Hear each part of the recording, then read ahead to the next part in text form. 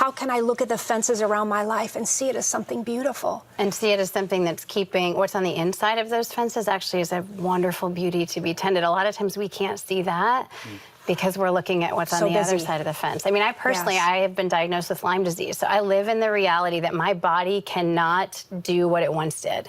Now, one day maybe it will be, but currently my body cannot, I can't run at the pace, I can't accomplish the things, I can't care for friends or even my kids or my husband many days to the degree that I would want to care for them.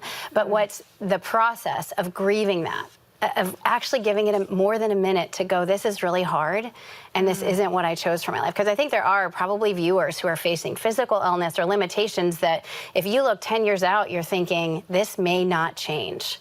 And there is a process that God invites us into of grieving that unto a deeper acceptance of what he's allowed. Not saying that we wouldn't have hope, but in fact that I think hope actually gets birthed in the place of laying down some of these dreams for the other side of the fence line and beginning to say, this is the story you've given me. This is the plot line you've given me.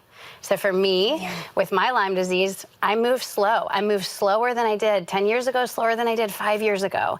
And it's hard. It's not me saying, oh, this is wonderful. It's hard. But in those days, I feel this whisper of God. In the days where I am fatigued and need to be in bed, I feel the whisper of God going, slower still. What do you think I see when I look at you when you're less productive?